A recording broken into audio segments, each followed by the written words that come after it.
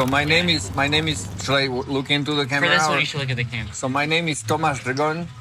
I'm a musician. I'm in between DC and Baltimore, and I do a lot of jazz stuff. And I have a sort of a folk world music project called Orchester Praževica. Oh, Yeah. cool. So Heck I'm yeah. ready for this. Let's go. Nice. What's that? I don't think that I've heard of your orchestra project before. What is that? It's so there's this sort of a. I grew up in Slovakia, in Czechoslovakia, and Eastern Europe has like a subgenre of this party music that um, that is kind of like ubiquitous. It's kind of everywhere, and it's no one's really like artistic aspiration, but it's just something that when you're drunk, that's what you do. Like that kind Yeah. of stuff. And when I came here in '94, so I was 9 years old, and that was about time when people started. It was serendipitous. People started sampling the Eastern European folk music and putting it in like DJ sets, especially in Germany. There was a couple of clubs in Germany that were doing it, and it somehow became a thing, became like an undercurrent. So in 2009, a friend of mine wanted to like start a band that would do that kind of music. And I still didn't completely trust that's what we should do, because it's like it's a weird spot because for me that music has a different meaning. Mm. But we did a demo and we got an Artscape gig Oh, cool. in 2009 in the summer, and it was really well received. And then we got a bunch of gigs, and then it just like I realized that people are listening to this. So then I wrote a lot of stuff that I kind of like had in my head, and I still work in like a jazz concept. I just give people lead sheets and then let them do with it something. So most of the people that I hire play jazz, Oh, so they cool. kind of can handle that kind of the chaos, and that's what we do. And then like people started listening, and it was I've been doing it for 10 years now, a little over 10 years. And we played like most of the Baltimore venues, like Creative Alliance and Metro and like all these smaller places. And we also played in DC. I have one regular gig in Adams Morgan, and Atlas Theater, which is on H Street, one of those non-profit bigger places. And we kind of went around. We went from Richmond, DC, Baltimore, Philly, New York City, sort of that axis, and it's been fun. So yeah. Nice. That's awesome. Sounds like pretty exciting and kind of like a. It's cool that one style of music that meant one thing to you growing up, like now you get to explore that in a completely different Yeah, way. it's a weird. Sometimes I feel weird when I'm like there's a club bumping somewhere and everyone's so hip, and I'm playing this music that's like drinking. It's like I'm just looking at the people and I'm like, Yeah. whatever, Yeah. you guys. Well, I think it's crazy. I think the American national anthem started off as like to the tune of a drinking song or something. It could well be. Yeah. It could well be. So you're The Slovak. I do the song that's the basis for the Slovak national anthem. So I have it in my set, and it's a song about the original song is about a girl digging a well and looking in to see if it's deep enough so that she can commit suicide when Oh my jumping in, gosh. like a really dark Whoa. ballad.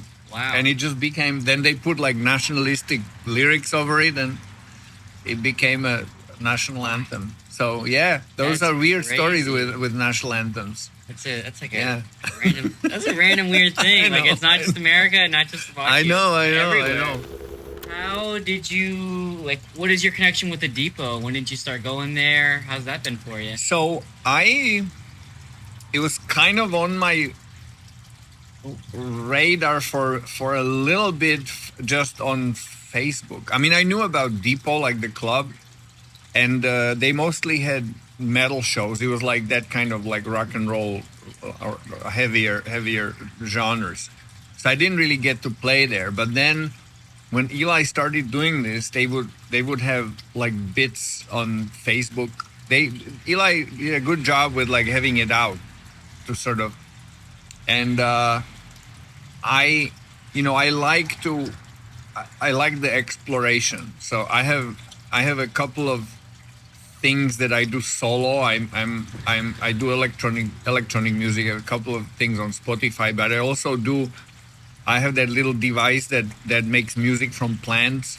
Oh yeah, And, like those I little contact mics or whatever. yeah, it's just electrodes, Oh, okay. electrodes, and makes MIDI signals. So I do that sometimes, and I mix in. I have a drum machine that I mix into it, and then I take the MIDI signal and run it through my synths, and like Yeah. make a plant vibe. And so I like that kind of stuff, that kind of like generative music, and like things that happen in the moment, and also things that are idiosyncratic. Like someone comes up with something in their bedroom, and then they have the courage to actually come out and do it. And Depot was like an amazing place for that. Like there's open mics where everybody's kind of the same. Everybody shows up with a guitar and plays a folk song, or with Depot you have no idea what's gonna happen. Yeah. And that's like amazing. It's like I just sit there in those big chairs, and okay, what's next? And it's gonna be something like mind blowing. It's Yeah. not always like good, but it doesn't matter. It's just like that. Yeah, exactly. The fact that someone created this thing and then just like puts it out there, and for everybody to you know enjoy or worry about, or whatever. You know what I'm saying? Like I Yeah. love that. So I went a couple times, and then I started bringing my keys, and did a couple of sets. I did my birthday set there, because there's always a featured act. So I think it was 2 years ago or last year, Eli gave me a birthday set on my birthday was exactly on that day.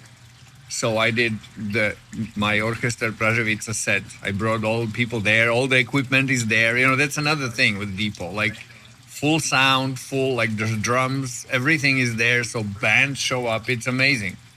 So yeah, that's how it. And then Eli asked me to judge a couple times. So I was judging the showcases. nice, They have yeah. like after a while, every open every open mic has a winner, and then the winners get a showcase Yeah. towards the end of the month, and it's like judged, and they win recording studio. It's an amazing the way they build it. It's amazing. It's Yeah. amazing because there's like a little bit of incentive, but it's not super intimidating. So anyone can show up, and you get that little bit of recognition. Maybe you win something, or Yeah. or you get those few hours at the Watermelon studio. So yeah. Yeah, it definitely feels like a nice little bonus rather than like everybody's like competing with each other. Yeah. very collaborative and It's low. supportive. It's low stakes, and people say sometimes when they win. So next time they show up, they say vote for someone else because I Yeah. already won. Like it's amazing. And you know what was another amazing thing about Depot?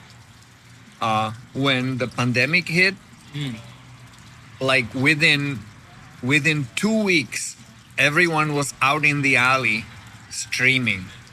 Yeah. So the open mic never stopped. Like there was the shutdown on March 19 or whatever. So I think maybe that one Wednesday there was like people didn't know what to do. One Tuesday people didn't know what to do. But the next one, everyone was in the alley and in the parking lot, and people were streaming. People were streaming from home. So it never stopped. Like through the whole pandemic, it was going. It was unbelievable. Yeah. That is awesome. Yeah, and everybody figured out how to do it. With phones and then people were streaming each other's performances and posting them on the Facebook page, and it was an amazing experience. Yeah, That's really good. So many people were so lonely during the pandemic. Like it's absolutely it's crazy that the depot was able to still be somewhere that people could absolutely. meet up in the back alley and keep making music. Yeah, yeah. That's definitely Yeah. awesome. So for my next question, what is like your musical background? Like were you raised and like taught and studied music, or did you teach yourself? So I went to this sort of community college level music school. When I was in college for biology, I on a side I did 5 years of that kind Okay. of community college level music school. So that was my education. I never graduated. It was 5 years, kind of just like in the air. Most of it was sort of generic classical theory, and then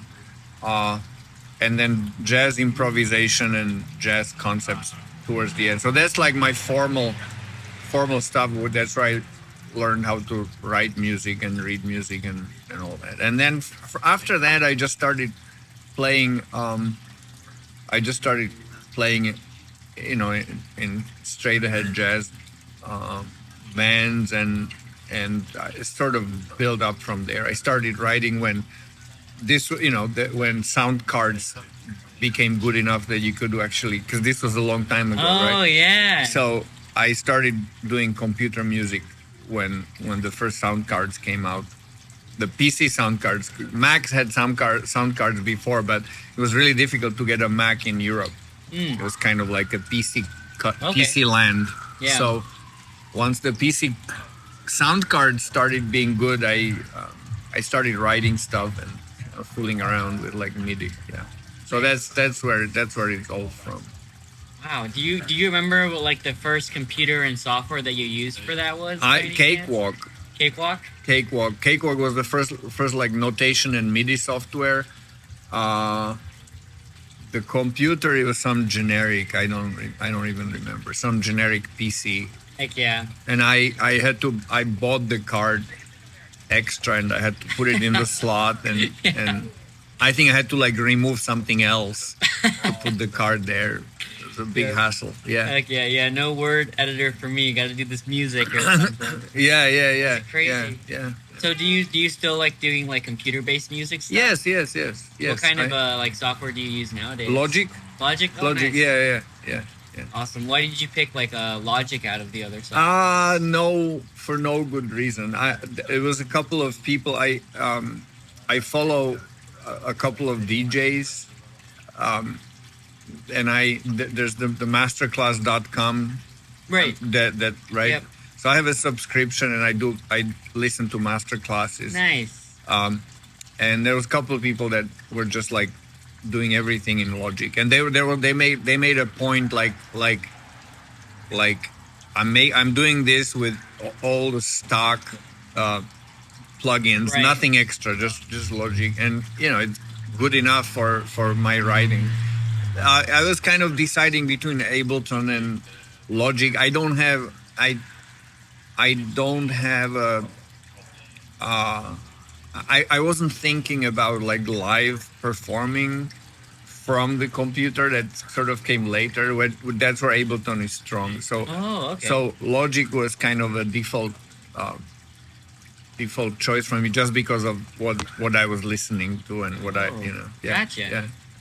Have you seen the Hans Zimmer masterclass by any chance? No, I'm finishing. After I finish this one, that's what I'm gonna do, because Nice. that looked super interesting. Yeah, when Yeah. I was in high school, I got a subscription to that, and Yeah. that was like the main one that I watched. It's so good. Yeah. He's such an engaging teacher in the way he talks about music. I saw the ad so many times Yeah. that I'm like, it's embedded in my brain, and I'm gonna do it. Yeah, that Like was the why I dodgy got it. question. This is a dodgy Yep, question. Yep, exactly. Yeah, Yep, yeah. I know. That's the exact one that made me get it. I had Yeah. it for a few months, and it was definitely cool. I like that one, and then Dead Mouse has like a Dead Mouse, masterclass that was I pretty did Dead good. Mouse. Yes, I did Dead Mouse. Yeah, thank you. Can I get the espresso? Do you want coffee? Yeah, I'll get the same thing as you. If that's okay. 2 double espressos. Sure. Thank you so much, sir. Yeah, I did Dead Mouse, and I did Armin van Buuren, Yes, the Dutch DJ. Like, so he's doing everything in Logic. Nice.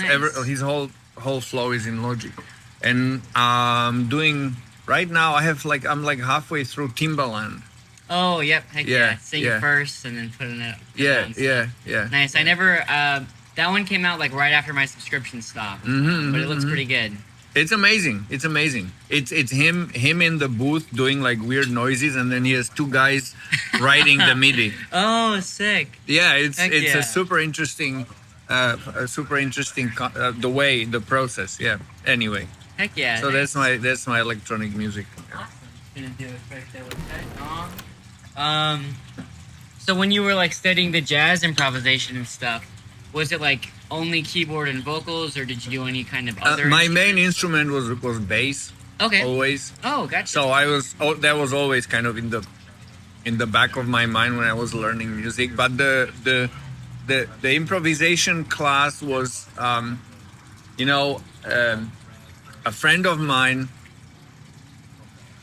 There was this guitarist in Slovakia. There was like not super famous, but like Slovakia is a very small country, so Okay. you kind of like become semi-famous easy. Oh, nice. So he was like the jazz one of the jazz guitarists, and he got a this was just after 1989 when the regime changed.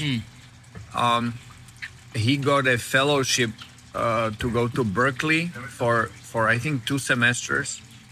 So he went, and then he came back and he started teaching like the Berkeley Wow. curriculum. Yeah.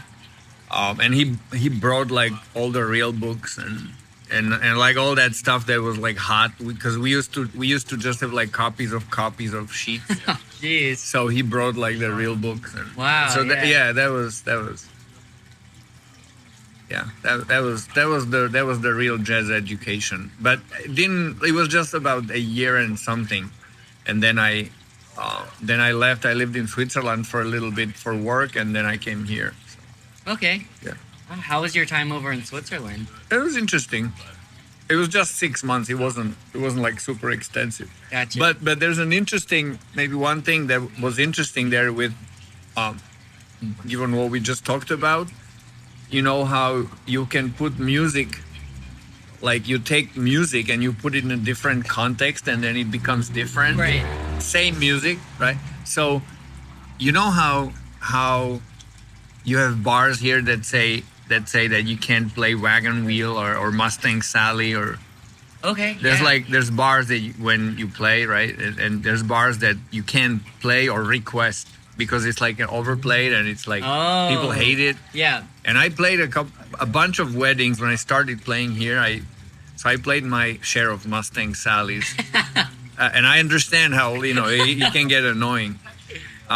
When I was in Switzerland, I was going to this club that had like international bands. They would bring them in for like a residency, and they had like a church band from Harlem, and they had some kind of Puerto Rican salsa band. They would always live upstairs and play for 1 week. Yeah. And some swing bands from Britain and whatnot, and they had an American cover band as like a genre. Like this is what they do in America, and they were playing Mustang Sally and all that. Oh, nice. Yeah.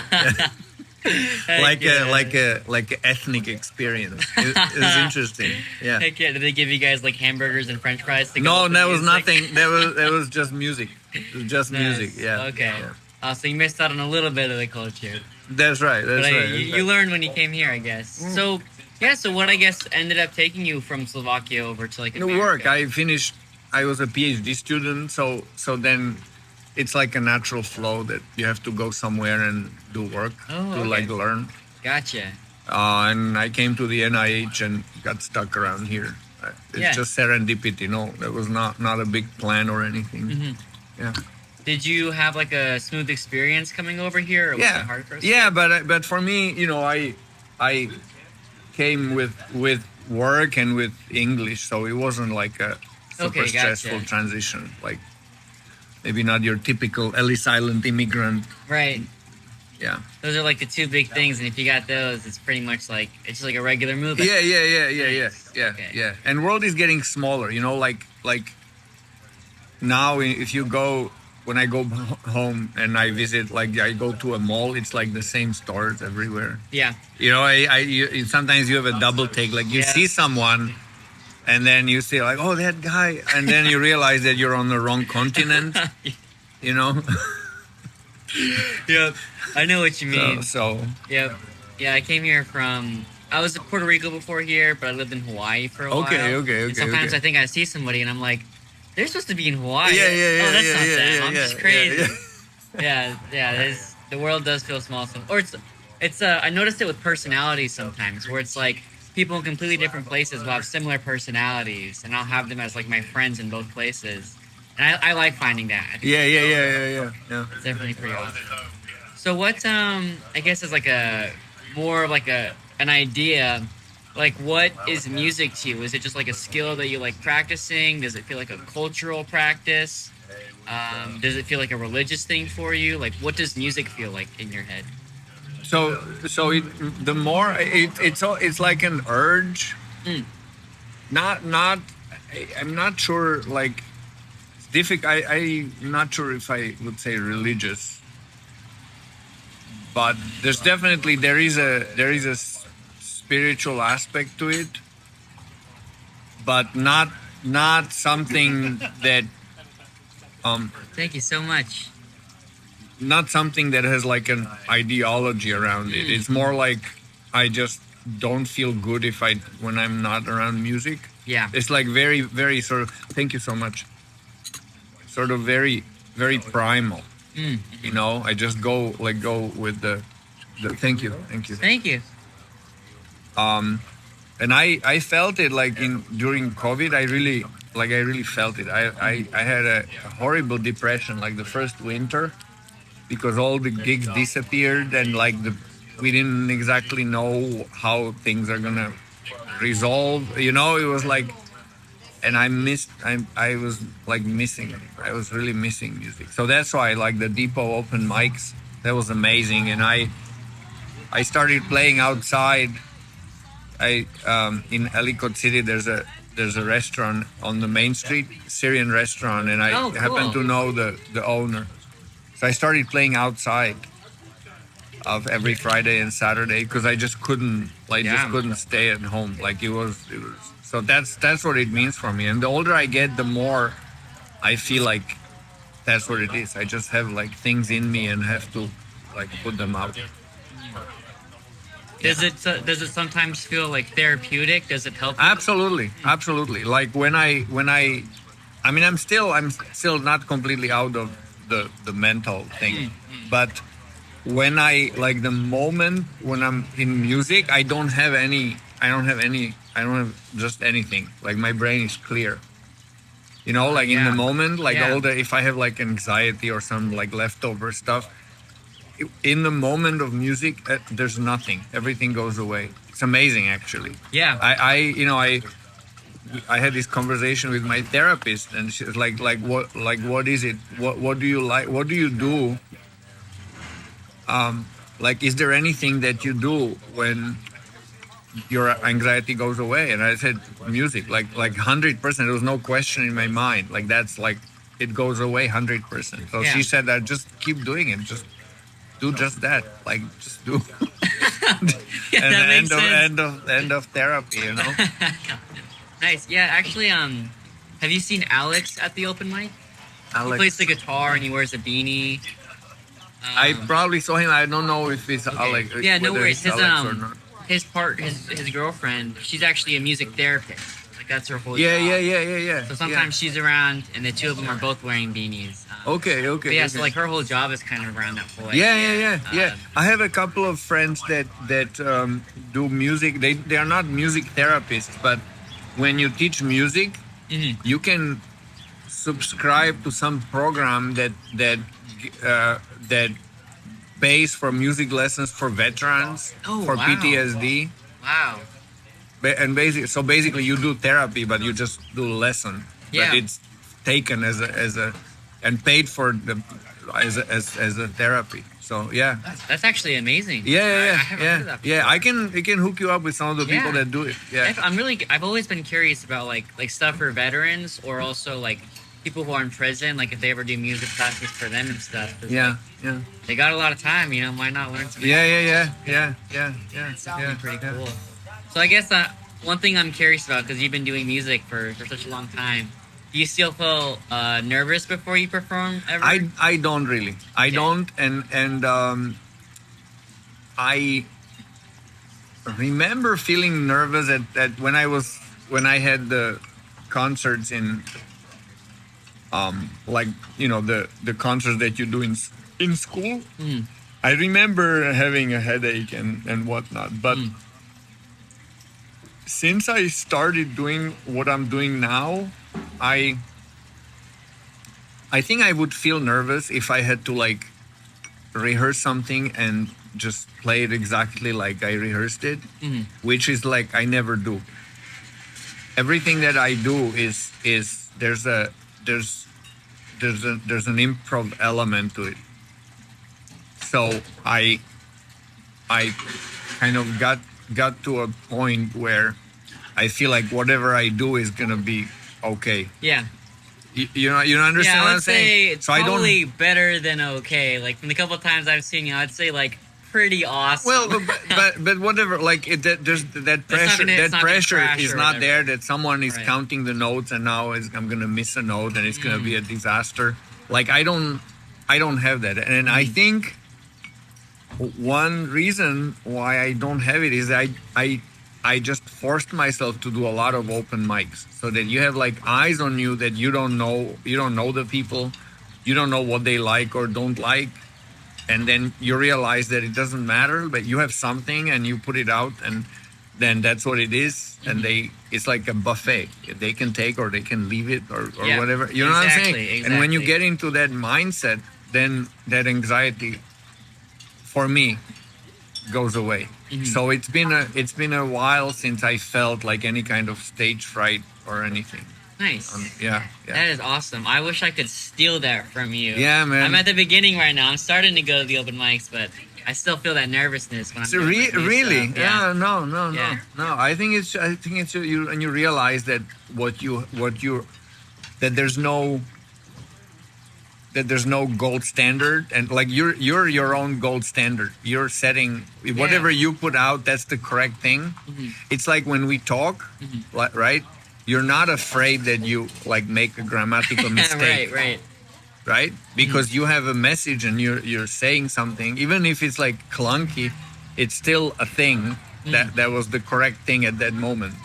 So that's how I take music. And but I know there's a couple people that I play with that sometimes get like nervous. So I always give them this speech. I'm not sure if it helps or not, but yeah. As the last question, I'll let this car go past.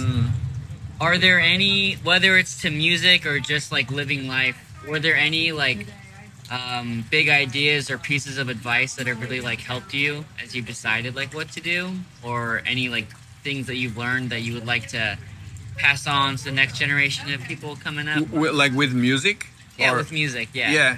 Well, I think the most important thing is that you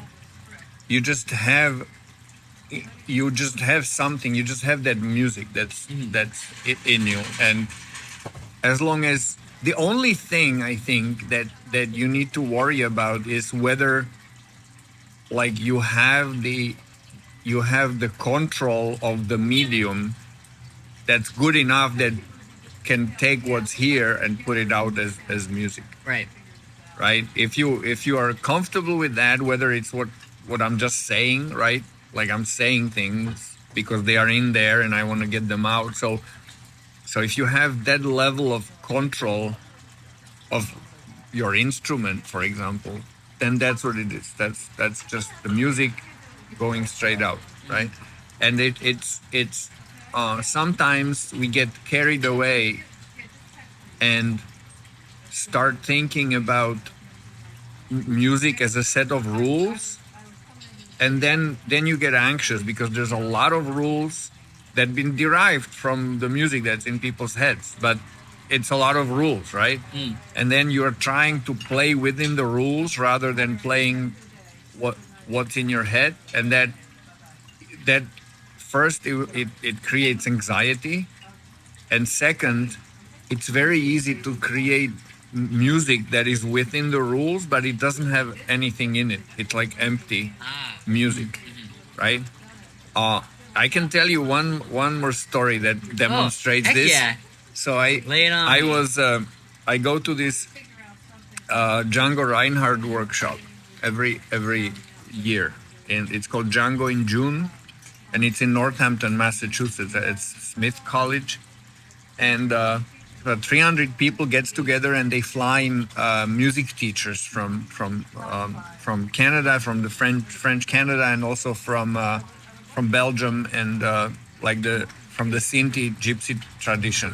Okay. So Wow. so you get to see some like really idiosyncratic players that like remember Django and Yeah. Django Reinhardt, right?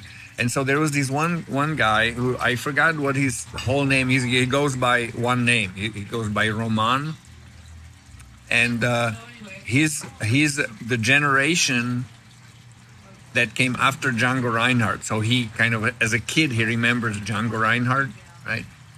So he's kind of like one of those patriarchs that continue with the tradition. And he had this whole shtick on how when you practice music, you, especially if it's like involved, like you practice guitar, right? So you learn all these things, technical things, right? And then when you are trying to write music and you're trying to create a melody, you start in your brain, but then your fingers take over. What you learned are gonna take over, and it's gonna be the music of your fingers, not the music of your brain, right? So because you know arpeggios, and you feel like, okay, here maybe I can do an arpeggio, Right. but that's not the brain music. That's the fingers music, right? So he says when you want to like really create a melody that makes sense in your mind, you have to restrict yourself. So just like use one finger on the guitar and make the melody, and once you like it, then you learn it with all the fingers. But to create it, you do it restricted, or you pick an instrument that you don't play, you don't know how to play, and you make the melody. Oh, yeah. You know that there's an interesting sort of a counterintuitive concept. So, and then he says, like for improvisation, very often 4 fingers is too much. It's like too complicated. So if you look at like some of the people that created genres of music and how they created it, they don't use their pinky. And then he says, Wes Montgomery Right. Yeah. doesn't use his pinky. Only when he does the octave runs, he uses his pinky. Otherwise, it's these 3 fingers. George Benson, 3 fingers, right? And I started looking at the videos, and it's true, right? Anyway, and then he says the one sentence. He said, you have to be a really involved guitar player to really need to use all 4 fingers, right? Which was kind of like a funny thing to hear at the guitar workshop. So I texted it. We have a group chat, and I texted it to everyone. Yeah. I said you have to be really involved. And then I said something snarky, like all you dweebs using your pinkies, right? There's more to this, right? And then a friend texts me back, and he says, well, if you're so committed, why don't you cut off your pinky, right?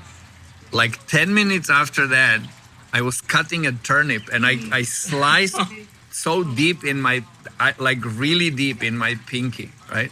So the first thing I did, I was fucking bleeding. I took a picture and I put it in the chat. And then I went to the emergency room, and they like had to stitch it and whatever. And I lost this nerve here. I don't have Oh my god. I don't have a nerve here. Yeah. I only have nerve on this side because I cut so deep into it. Wow. Anyway, It was fate. it was fate. It was fate. Yeah. Crap. Yeah. That is wild. Yeah, man. Wow. Well, I think that is a great story to end it Yeah, on. yeah, You man. almost lost your pinky, but thank you for sharing all of the stories. Sure, man. wisdom. And yeah. You're such a great personality to see over at the depot, and your music is very. I feel very inspired by just. Thank like you. I how- really how- appreciate it. Same here. Same here. Thank you very much. Yeah. Yeah.